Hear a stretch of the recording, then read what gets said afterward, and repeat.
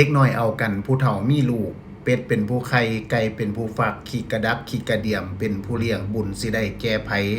ซุมื้อนี้ผู้ใดแน่ได้เลี้ยงหลานเป็นหยังจังอยากเลี้ยงย้อนว่าแหนงแพงกว่านอแต่บางเทื่อบางข้าวก็บ่ได้เต็มใจเลี้ยงเพราะว่าลูกหรือว่าหลานเจ้าของเนี่ยเกิดใหม่ใหญ่รุ่นนะพักอีตูเตี้ยต้นตำใบดกกกบ่ทันยังผื่นสร้างมาจีจุ่มดอกหากบ่ทันฝังแน่นสร้างมาปิ่นโปงใบ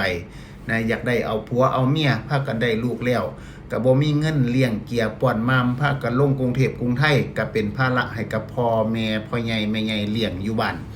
คันแม่นหลวงพ่อบุญเสริมเพิ่นสิว่าขี้ร้ายกว่าไก่เพราะว่าไก่นี่บ่ได้เลี้ยงหลานเด้เลี้ยงแต่ลูกใหญ่ปุ๊บก็แยกทางกันไปไผไปมันวันต่อไปแต่ว่าคนเนี่ยขี้ร้ายกว่าไก่เราเปรียบเปยเป็นจังซั่นแต่ว่าบางคนเพิ่นก็เต็มใจที่สิเลี้ยงมีความสุขในการเลี้ยงลูกเลี้ยงหลานแต่ส่วนผู้บ่ได้เต็มใจก็ถือว่าเป็นกรรมก็ได้ หลายคนก็สิเปรียบเทียบว่าเป็นกรรมนะได้มาเลี้ยงลูกเลี้ยงหลานต่อซึ่งคันเลี้ยงไปแล้วก็มีความรักความผูกพันยิ่งผูกพันกับสิ่งใดก็เป็นทุกข์กับสิ่งนั้นหลวงพ่อบุญเสริมเพิ่นก็เปรียบเทียบไปอีกว่า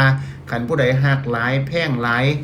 บ่รู้จักการปล่อยว่างย่ำล่มเสียหายตายเสียจากกสิไปเป็นหมากินขี้หลานเพิ่นว่าย้อนฮักห่วงหาตัณหาเป็นเสือกผูกเสือกจองไว้ให้มาวนเวียนในพระธรรมบทหรือพระไตรปิฎกก็กล่าวเคสสตัดดี้ก็คือกรณีศึกษาไว้หลายหม่องหลายบอนบ่ว่าสิเป็นเห็นหมากินแนวดีๆแซ่บๆก็อิจฉาหมาตายลงไปขึ้นนั่นก็เกิดไปเป็นลูกหมาตัวนั้นล่ะหรือแม้กระทั่งพระภิกษุสงฆ์เนี่ยอะไรอาวรณ์น้ำผาจีวรงาม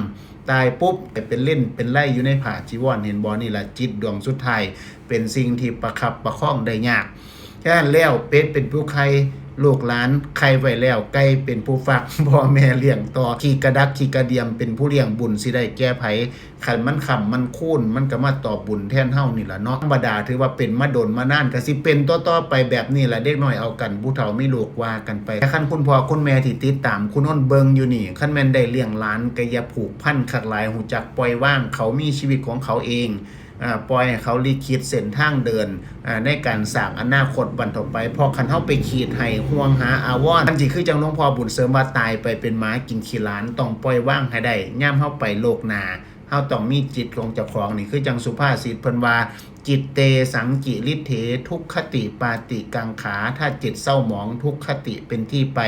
จิตเตอสังกิริเถสุขติปาติกังขาเมื่อจิตไม่เศร้าหมองสุขติเป็นที่ไปบ่ว่าลูกว่าหลานเงินซ่านบั่นซองต้องปล่อยปลงให้ได้บันต่อไปเอามาเว้าสู่กันฟังพอได้ทบทวนพญาธรรมคำสอนหรือวิถีชีวิตของคนไทยอีสานบ้านเฮาครับ